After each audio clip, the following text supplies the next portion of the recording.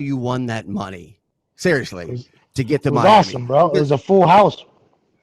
It was a so what. By the way, I appreciate you doing your research. That's something I need to do more of whenever I'm on my show. I do too much. Let's see what the hell we figure out here about. But the when I was in high school, I was a soccer player.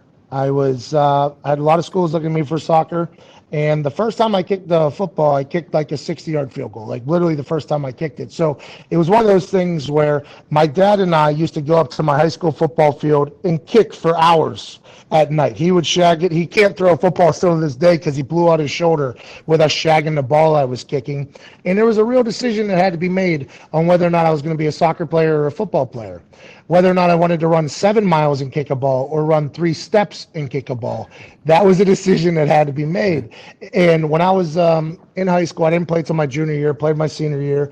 Our high school football team was not a powerhouse, right? We didn't have a lot of recruiting. There wasn't a lot of colleges coming through our system. I was supposed to get a scholarship to Penn State. They ended up telling me that I could be a preferred walk-on, which you weren't going to do. I would have just played soccer. Mike McQuarrie. Yeah, that Mike McQuarrie. That Mike McQuarrie, if anybody Googles him, told me I wasn't, he didn't know if I was a Penn State guy or not.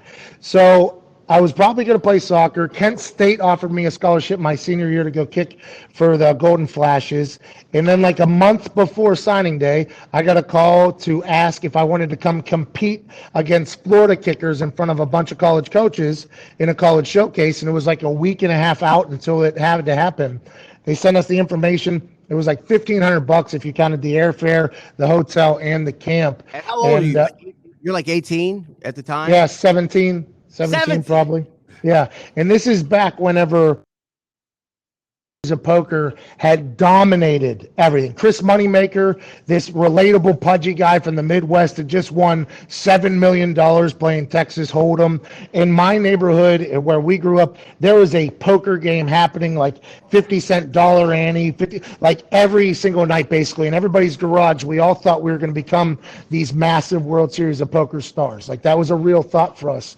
And I asked my dad if he would pay, and my mom if they would pay for my trip down to Florida. And they were like, get the hell out of here. $1,500, no way. You're going to Kent State or whatever. So I end up in a poker game. I get a full house, and then I have to hang on to the money. I end up leaving that with $1,400, get $100 spotted from my parents, and bingo bango, I go down to Miami. I kick a 60-yard field goal, a 65-yard field goal, miss a 70-yard field goal wide right. West Virginia offers me the next day. I say, let's do it. I become a Mountaineer, and bingo, here we go. I get drafted to punt for the Indianapolis Colts, and I have no idea why my life is the most dumb, lucky life in the history of existence, but I'm here just to hopefully survive and enjoy the hell out of it. Right. So what you just described, right, and this is not Kiss Ass. That's a movie.